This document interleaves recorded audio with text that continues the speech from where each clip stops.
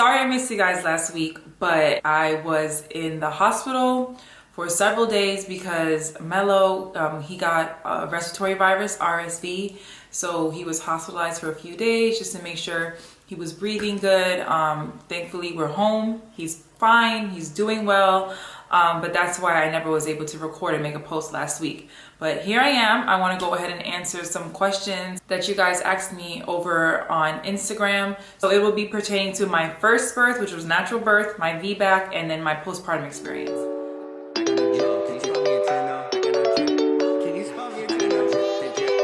I got no drip in my pocket.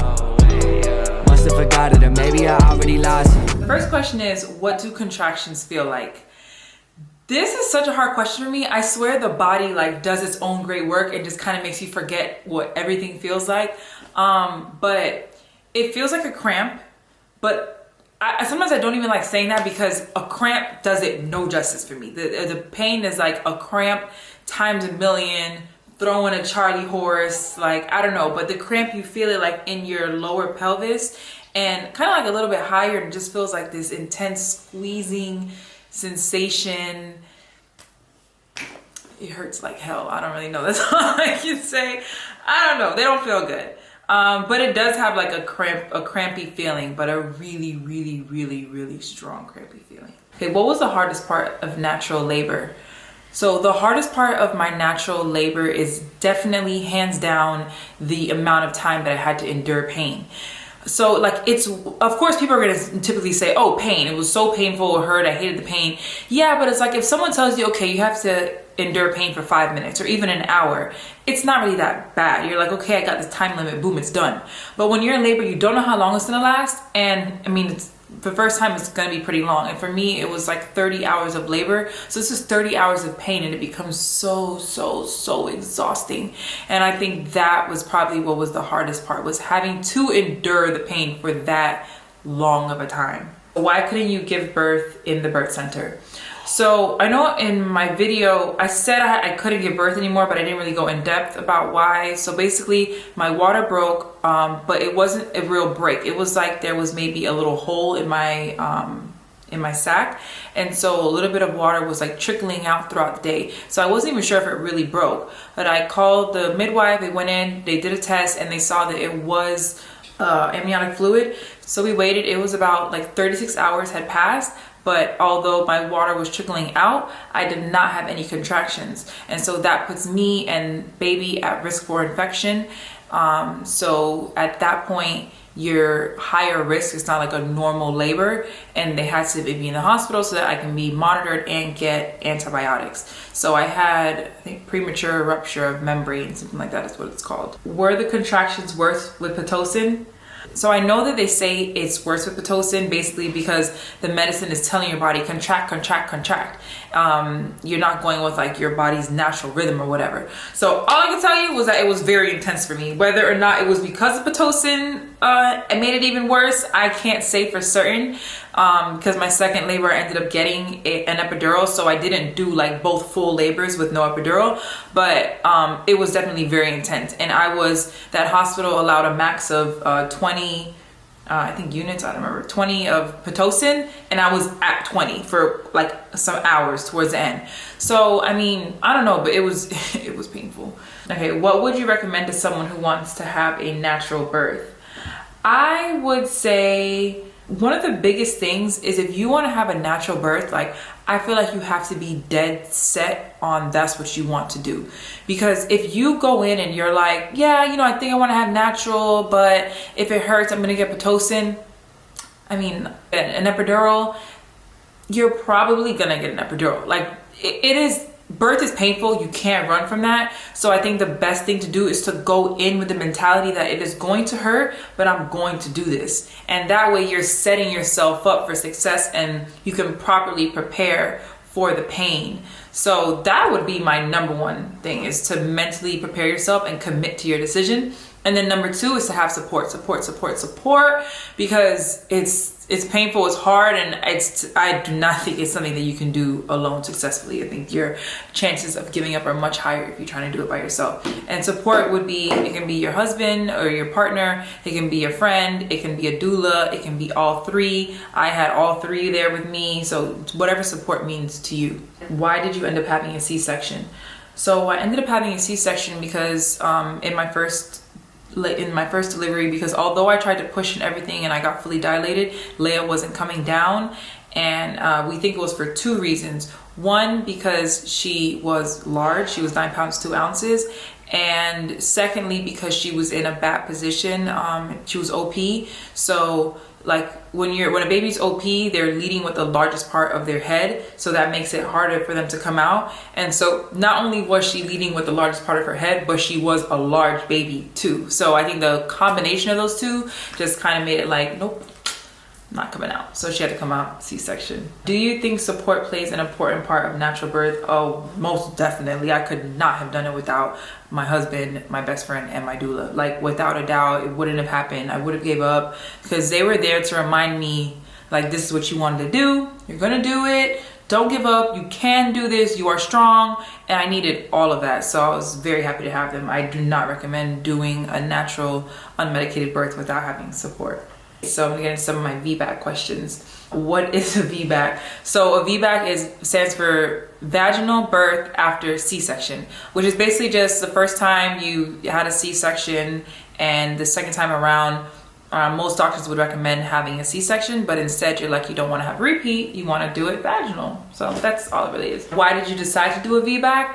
You know, I think that I decided to do it because I wanted to do natural so badly the first time, and I felt like I failed at it. So doing a VBAC the second time, it felt like a second chance at trying to do it the natural way or whatever. So that's why I really wanted to do it. And I also was like, well, if I want to have more kids, I don't want to keep getting cut open like a fish every time. So I'd rather try to have vaginal, and that way if I'm successful, then I can just keep doing vaginal afterwards. But I'm probably not having any more kids, so whatever. I'm just happy I got my C-section and my vaginal, and I'm good. What was important to you when looking for a doctor for my VBAC? So the main thing for me was a doctor that is for VBACs. Because if you find a physician that typically does C-sections or is not really familiar with doing VBACs, then most likely they're going to steer you away from it. Or when it gets towards the end, depending on the series of events, they may say, hey, let's just do a C-section.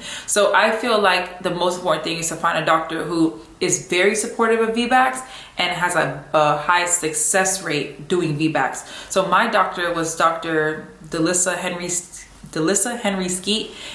She's located in Fort Lauderdale, and her practice is with her and a bunch of midwives, and they are very supportive of VBACs. They have a long history of successful VBACs, so I had no issue there. I mean, clearly I was successful. So that would be like my main thing when looking up, is to just know that the doctor supports it and has a history of doing successful VBACs. Is your recovery after the VBAC less painful than after a C-section? You know, I hate the answer to this question but I have to be honest. And believe it or not, my C-section recovery was easier than my VBAC recovery. But disclaimer, it's not because of the VBAC. It's not because it was a vaginal birth. The reason it was easier is because I had a partial 3rd degree vaginal tear with my VBAC. So because I had the tear, the pain, the recovery was hard. It was like really hard. So the C-section, obviously you get cut open too, but it's in your abdomen. And like, I don't know, I think it was like, so with my abs, if I was just like sitting or laying down, I didn't feel any pain. It was just like, I was good. I would feel it if I'm trying to sit up, get up, things like that where you have to use your core. But with the vaginal tear, oh my God. Like if I was just sitting, if you ever had a hemorrhoid, it kind of reminded me of that. Like if you're just sitting, the pressure down there from just sitting upright hurts. You're laying down was the best position, but I still felt it. Using the toilet was painful. Holding stuff, like holding my baby too long was pain. I mean, everything was painful. For the first week, it was bad. And then the second week, it started getting better. I think it took like to maybe the 3rd week for me to really start feeling like, okay, like walking and sitting and everything isn't like too uncomfortable. But so the VBAC was more painful, but I'd rather say dealing with a tear was more painful than dealing with a C-section. I'd rather say that, because if I didn't have the tear, hands down, I think the VBAC would have been easier. Aside from the tear, I literally felt like 100% normal. I didn't have any problems other than the tear. I felt like a totally normal person after doing the VBAC. Which recovery did you find easier, VBAC or C-section? So I pretty much answered that question. The C-section recovery was easier as compared to a tear, but I know the vaginal birth would have been easier if I didn't have a tear. Okay, how long did it take to heal from my VBAC in comparison to your C-section? That's a good question. I don't remember. Both take weeks, you know? I remember when I had my C-section, I think it was like 5 weeks before I started feeling kind of like, okay, I'm good to go. And with the tear, surprisingly, maybe like 3 to 4 weeks. So the VBAC tear was a little quicker. What are the risks of doing a VBAC? So the number one risk they say is a uterine rupture, which is basically like if your uterus were to tear open during labor in the previous area where you had the C-section scar. But that sounds really bad. But it happens less than 1% of the time. Like it's like 0.5 to 0.7% of all VBACs end up in a uterine rupture. So it's like super uncommon, which is why I don't even understand why they recommend like a repeat C-section, because the chances of you having that problem is very low. And the risk of uterine rupture is present even if you're just having a regular vaginal birth with no history of C-section. The risk is always there. It's just like a little bit higher if you're having a VBAC, but not high, like point something %. How was healing after a perineal tear?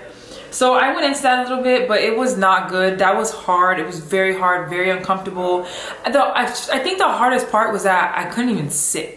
Because when you have a baby, like, you know, when you breastfeed, you got to sit up and hold them. And just like, I don't know, your whole life is like sitting. If you're not standing, you're sitting. You know, like I can't lay down the whole time with the newborn. So that was really, really hard.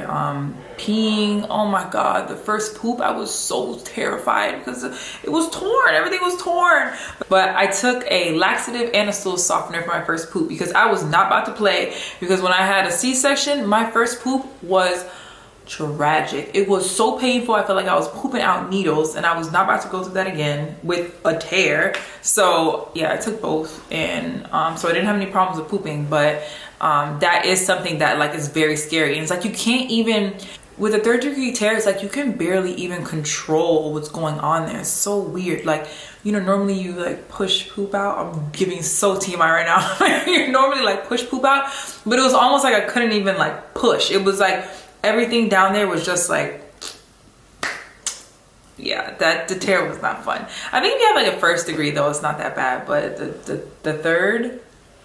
And so right now I'm 3 months in, and it feels pretty much normal down there, except for the fact that I do have tenderness in certain spots. So I'm gonna see a pelvic floor specialist soon so that I can make sure everything heals up right, because I don't want no problems. So my husband has to go get Leia, so I gotta try to finish this with my mellow. So advice for new mommies navigating postpartum. You know, this question is kind of hard for me to answer because I feel like everyone's experience is so unique afterwards. But I'll speak for myself. I had a very difficult time postpartum with my first baby after I had Leia, and it's much better this second time around. And some of the things that I did differently were I made sure I had support, and thankfully this time I was in my hometown and my mom retired just in time, so I'm able to have my mom around. And I mean, it has made the biggest difference. I have been so much happier this time. So I would say support, whether it be a friend, a mom, a cousin, an aunt, like however you can get support as much as you can. Even if it's just someone to talk to, because it can get just very isolating and you get into this repetitive pattern of doing the same thing as a mom every single day, and I think it can really take a toll on your mental health. And sometimes you just need a break to like use the bathroom, you know. So I would say support would be my number one thing. But I'm gonna make a whole video on my postpartum experience and things I think that can help, because it can be tough. How are you mentally navigating postpartum? This time I'm great. I am literally like so much better. I'm so happy. I was a little nervous about like how I would be juggling 2 kids, but it really hasn't been that bad, and I have to really thank my husband for that. As you can see, he's going to go pick up my daughter right now. But he's been home since he hasn't been playing football, and so that has been like so much help. It's pretty much like, you know, anytime Leia needs something, if I can't do it, he just takes care of it. So it's like it really hasn't been like, oh my god, I'm trying so hard to juggle the 2. And she goes to preschool during the day, so I'm happy. I'm genuinely, from the bottom of my heart, I'm happy. How does your postpartum experience differ between the first and second child? Well, I touched on that a little bit. The first was very hard. I think the difference is that the first time I was going from me, Jessica, living my best life, to like, boom, hardcore stop. You are now a mom. You are now responsible for another human. You can't move the same. You no longer are working. You're in a pandemic and you're isolated. It was like everything just came crumbling down on me at once, and I was like, what just happened? So the first time was way harder for me. The second time around, I think I knew what to expect, so I was much better prepared. And I also had more support. My circumstances were way better. So definitely the first time was hard. Second time, easier for me. But I know that's not the case for everybody. Some people are the reverse. How did Leia adjust when you first brought Mello home? Leia loves her brother to death. Like, that is like, is it my baby or is it Leia's baby? She absolutely loves him. Like, she is always like right here in his face, like, Mello, Mello. She loves him so much. She wants to sit next to him, play with him. She's obsessed with him. So she's doing great. We haven't had much of an issue with that. I would say the biggest difference is that she wants Lamar to pick her up more. I think because she always sees me carrying him. So she's like, hello, I want to be picked up too. So that's like the biggest difference. But she's been adapting well. Have you adjusted to being a mom of 2? I have, and the adjustment was pretty easy. I had help from Lamar. Leia's doing well. My mom comes and helps me. So I've adjusted well. I love it. I love it more than I even imagined. I mean, like, I thought I would like it, but it was just like, I feel full now. Like, I feel right. I feel complete. I haven't really like had them home alone very much, where it's just me and the both of them. So I haven't figured out like that dynamic yet. And, you know, I'm hoping that once they get older, I'll be able to do that and it'll be easier. So I don't really have any like commentary on that, but for now, it has been good. Was breastfeeding easier this time around? It was way easier this time around. The first time, the whole thing about my first experience was just so crappy. Breastfeeding was bad, like bleeding, cracked nipples, all that. This time around, it just worked. Like, I had no problems. I had a little bit of soreness, which is normal, and that was it. I actually produced a lot of milk, so I was able to pump much more. Like, everything was just better. Wonderful. I'm happy, because it feels like the first time around. Has your body changed much between your first and second child? Not really. No. The only thing is, like, my little spider vein got worse, and my stomach, I'm still like, I probably have like 2 more stretch marks. That's kind of it. I'm 3 months in, so I have to see if this, after I had Leia, the skin around my belly got a little loose. I have to wait until I fully heal, which really takes like 9 months, to see how my skin is going to be, like, if it's going to be the same after I had Leia or a little worse. But right now it seems like it's going to be the same. So my body is the same, but I also like don't gain weight. It is like the hardest thing for me to gain weight. So that I don't even, like, when I gained weight with Leia, it was all belly. Like, as soon as I delivered, it was like gone. So, which is my next question. How have you lost all the pregnancy weight? I did. If I even gained any. All belly. Like, I don't gain weight anywhere else. Right, Mello? Your mommy looks normal. Yeah, so like not really much changes. I'm trying to make sure like I'm really hitting everything, but no, I don't really have that many changes, so I'm grateful. But yeah, so that's it. I hope I answered these questions good enough for you guys. And if you have any more questions, feel free to ask me in the comments. I'll be sure to answer them. I have a few more postpartum videos coming out. Make sure to like, comment, subscribe, and I'll see you guys in my next video.